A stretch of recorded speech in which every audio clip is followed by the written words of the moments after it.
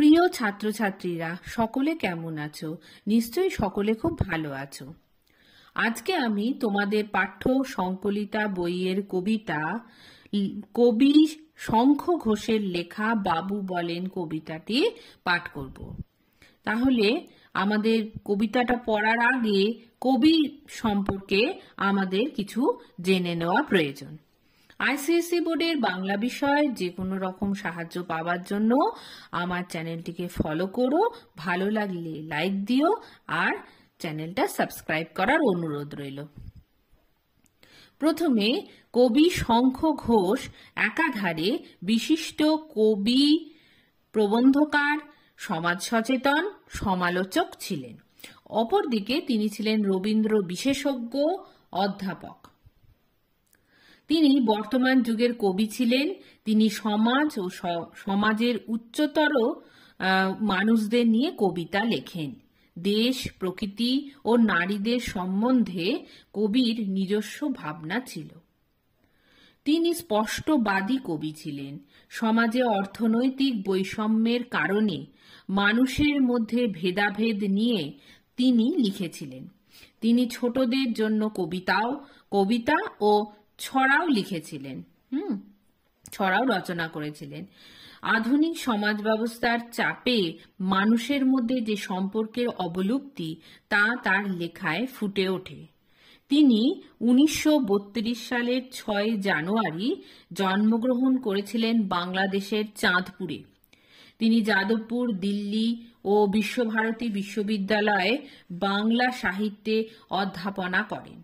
2021 সালের 21শে এপ্রিল 89 বছর বয়সে তার দেহাবসান ঘটে। তিনি কোভিডে আক্রান্ত হয়ে মারা যান। তাহলে এই কবি পরিচিতিটা কিন্তু খুবই গুরুত্বপূর্ণ।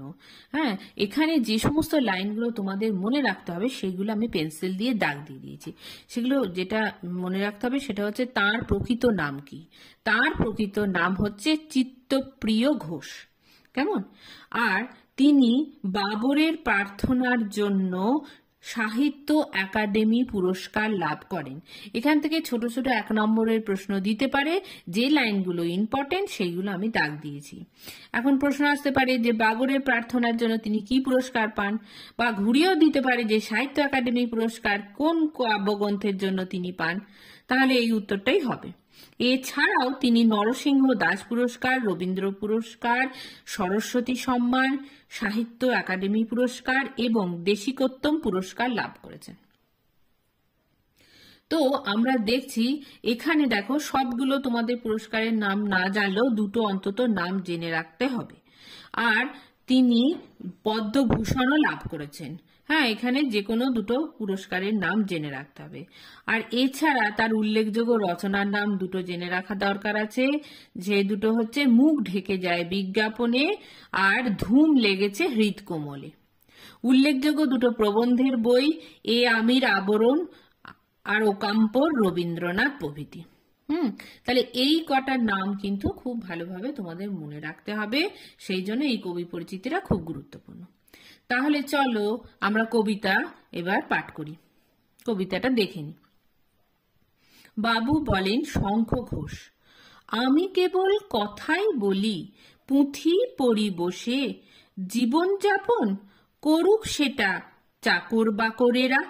মরছে যারা মরুক তারা নিজের নিজের দোষে, আমি জানি মাথার জোরে আমি সবার সেরা। তাহলে এখানে বাবু বলেন যে কবিতাটি সেটা কবির বাবরের প্রার্থনা কাব্যগ্রন্থ থেকে নেওয়া হয়েছে। যদি প্রশ্ন আসে যে কোন কাব্যগ্রন্থ থেকে নেওয়া হয়েছে তাহলে বাবু বলেন কাব্যগ্রন্থ থেকে নেওয়া হয়েছে। তাহলে এই প্যারাটার কি অর্থ এখানে বোঝানো হয়েছে সেটা দেখে নিই।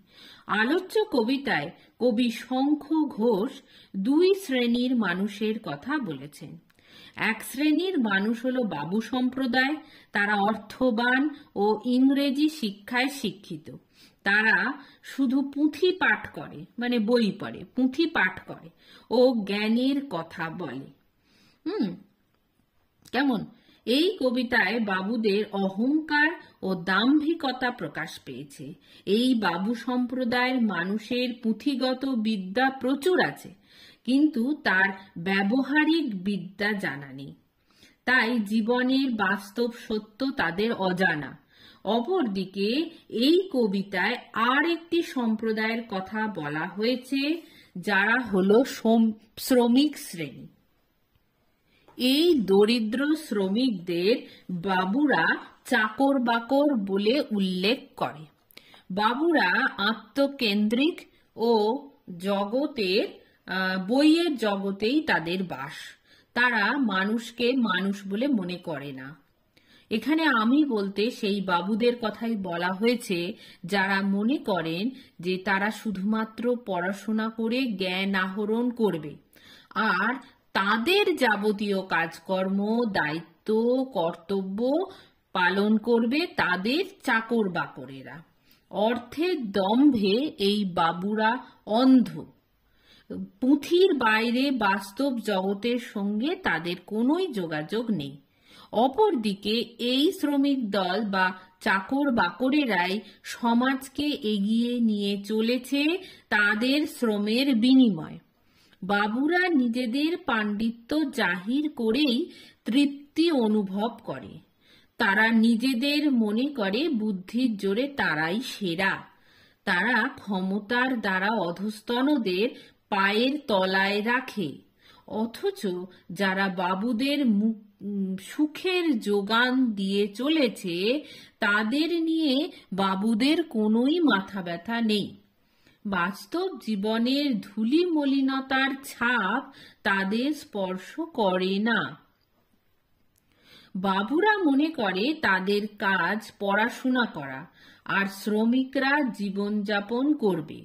অর্থাৎ শ্রমিকরাই সংসারকে পরিচালনা করবে তাদের শ্রমের মাধ্যমে।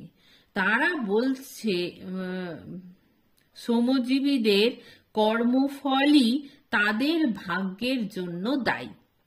তারা মনে করে যেহেতু শ্রমজীবীরা নিরক্ষর, অশিক্ষিত, পুঁথিগত শিক্ষা তাদের নেই, তাই নিজেদের দোষেই তারা মরছে।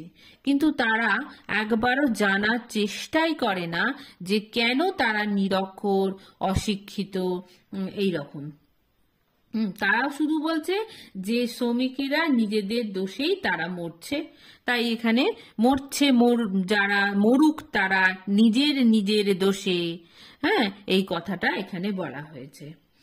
নিজেদের কর্মের দোষে তাদের নিজেদের কর্মের দোষ তাদের মৃত্যুর জন্য দায়ী। আসলে বাবু সম্প্রদায়ের মনুষ্যত্ব জ্ঞান নেই। চলে আসি পরের প্যারায়। মানুষ ছুঁতে চাই না বটে, মানবতার জ্ঞানে হৃদয় মেধা থাকে আমার সব সময় ঘেরা। পাল্টে দিতে পারি ভুবন আখ্যানে ব্যাখ্যানে, জীবনযাপন করবে সেটা চাকর বাকরেরা। আচ্ছা, এখানে কি বোঝানো হয়েছে? এখানে বলা হয়েছে যে বাবুদের কোনো মানব দরদি মন নেই। তারা মনে করে সমস্ত পৃথিবী তাদের হাতের মুঠোয়। কেমন? তারা বিভিন্ন রকম জ্ঞানের কথা বলে পৃথিবীটাকে পাল্টে দিতে পারে। তাদের দম্ভের কারণে তারা নিজেদের সেরা বলে মনে করে, তারাই শ্রেষ্ঠ বা তারাই সেরা বলে নিজেদের মনে করে। তারা মেধার শক্তি দিয়ে সমস্ত পৃথিবীকে তাদের পদতলে রাখতে চায়। অর্থ ও মেধার জন্য তারা নিজেদের শ্রেষ্ঠ বলে মনে করে। আমরা দেখো এর আগে যে কবিতাগুলো পড়েছি, আগে প্রত্যেকটা কবিতা, কুলি মজুরি বলো বা সিঁড়ি কবিতাই বলো, সব কবিতাতেই আমরা দেখেছি বাবুরা নিজেদের কৌশলের দ্বারা, নিজেদের পাণ্ডিত্যের দ্বারা, জ্ঞানের দ্বারা, নিজেদের অর্থের দ্বারা, চালাকির দ্বারা বা বলপ্রয়োগের দ্বারা সবকিছুর মাধ্যমে শ্রমিকদের চাকর বাকরের তকমা লাগিয়ে দিয়েছে। তারা তাদের পায়ের তলায় রেখেছে। এই ধূর্ত কৌশলকারী অহংকারী মানুষগুলো হলো বাবু সম্প্রদায়। এই দাম্ভিক বাবুরা সমাজের নিচুতলার মানুষের সাথে মিশতেই চায় না। এরা মানুষদের নিচুতলার মানুষের পাশে দাঁড়াবার, এই সমস্ত মানুষদের মানে বাবুদের নিচুতলার মানুষের পাশে দাঁড়াবার কোনো ইচ্ছাই থাকে না। এখানে দেখো আখ্যানে ব্যাখ্যানে কথাটা দেয়া আছে। আখ্যান কথার অর্থ তত্ত্বজ্ঞান। তো এখানে কি বোঝানো হচ্ছে, এখানে বলা হয়েছে যে শিক্ষার দ্বারা তারা পৃথিবীর সমস্ত কার্যকারণকে নিজেদের মতো তারা ব্যাখ্যা করে, তারা পাল্টে দিতে পারে পৃথিবীর সমস্ত নিয়ম। তারা মনে করে তাদের হৃদয় বিদ্যায় পরিপূর্ণ, তাদের প্রচুর জ্ঞান বলে তারা মনে করে। আর সমাজের উন্নতির জন্য শ্রমিকরা শ্রম করবে। তারা মনে করে যে শ্রমিকরাই জীবন অতিবাহিত করবে। যে জীবন যাপন কথাটা আছে, মানে মনে করে যে শ্রমিকেরাই জীবন অতিবাহিত করবে, অর্থাৎ শ্রমিকেরাই তাদের শ্রমের মাধ্যমে সমাজের উন্নতির চাকা এগিয়ে নিয়ে যাবে। কেমন? আচ্ছা, চলে আসি তারপরের প্যারায়। সবাই যদি বলেও আমায় মিথ্যে এবং মেকি, নিজের কথায় জ্বালায় যদি জলে নিজের ডেরা, পুড়তে পুড়তে তখনও তার জানলা দিয়ে দেখি, জীবনযাপন করছে যত চাকর বাকরেরা। তাহলে এই যে শেষ প্যারা, সেই শেষ প্যারায় কবি কি বোঝাতে চেয়েছেন? দাম্ভিক, পুঁথি সর্বস্ব, আত্মকেন্দ্রিক বাবুর দল অত্যন্ত স্বার্থপর। তারা মনুষ্যত্বহীন। তারা মনে করে একটি সুন্দর সংসার, একটা সুন্দর সমাজ, একটা পৃথিবী ইত্যাদি গড়ে তোলার জন্য সমস্ত পরিশ্রম করবে শুধুমাত্র শ্রমজীবী মানুষেরা। কিন্তু বাবুরা কিন্তু জানে যে তাদের কাজ হচ্ছে মিথ্যা ও মেকি। তাদের দাম্ভিকতা যতই আস্ফালন করুক না কেন, তারা কিন্তু মনে মনে ভীত। তাই অন্তর্দহনে তাদের অন্তর যদি পুড়েও যায়, তবুও তারা অন্তর্দৃষ্টি দিয়ে দেখবে না যে শ্রমজীবী মানুষেরাই সত্য, তারা মিথ্যা। তাদের কর্মের দ্বারাই সভ্যতার চাকা, মানে শ্রমজীবীদের কর্মের দ্বারাই সভ্যতার চাকা এগিয়ে চলেছে, অগ্রসর হচ্ছে। বাবুরা কিরকম না অলস, কর্মবিমুখ, কর্মহীন। তারা অর্থের জোরে শ্রমজীবীদের ওপরে বিরাজমান। শ্রমিকদের ওপরে দায়িত্ব দিয়ে তারা নিষ্ক্রিয়, নিশ্চেষ্ট হয়ে থাকে। তারা জানে তারা যে অত্যাচার শ্রমিকদের ওপরে করছে তা অন্যায়, তবুও তারা তাদের চোখের কালো পর্দা সরিয়ে দেখবে না যে শ্রমজীবী মানুষদের কতখানি দুরবস্থা। যতই মানবতার কথা বলা হোক না কেন, বাবুরা শ্রমজীবী মানুষের সাথে সমান শ্রেণীভুক্ত হতে চায় না। যদি তাদের মুখোশের আড়ালে প্রকৃত রূপটা সকলে বুঝতে পেরে যায়, সকলে মানে শ্রমজীবী মানুষেরা যদি তাদের মুখোশের আড়ালে বাবুদের প্রকৃত রূপটা বুঝতে পেরে যায়, যদি তাদের মেকি বাইরের রূপটা খসে পড়ে, শ্রমজীবীরা যদি বাবুদের ভণ্ডামি ধরে ফেলে, তবে বাবুরা অন্তরে ক্ষতবিক্ষত হবে। তবুও তারা নিজেদের স্বভাব কিন্তু পরিবর্তন করবে না। তারা তাদের মেকি গৃহের জানলা দিয়ে দেখবে বাইরে পৃথিবীতে শ্রমিকরা কাজ করছে।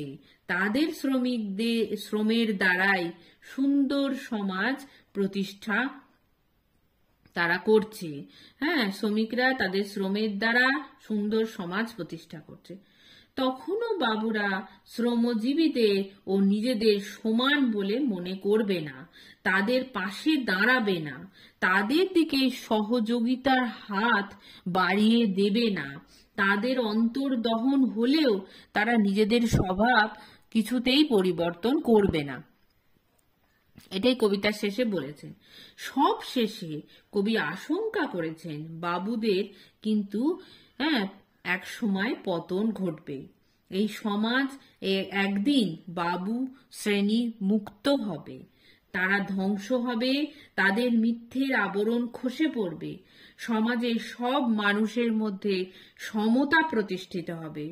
বাবুরা নিজেদের পরিবর্তন না করলেও সমাজের কিন্তু পরিবর্তন হবে।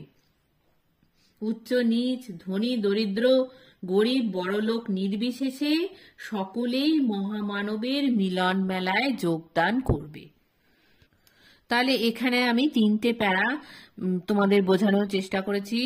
যদি বুঝতে পারো তাহলে ঠিক আছে, আর যদি না বুঝতে পারো তাহলে অবশ্যই কমেন্ট বক্সে লিখবে, আমি তোমাদের উত্তর দেওয়ার চেষ্টা করব। দেখা হবে পরের ভিডিওতে, সেখানে আমি এর উত্তরগুলো বিভিন্ন প্রশ্ন উত্তর নিয়ে আলোচনা করব।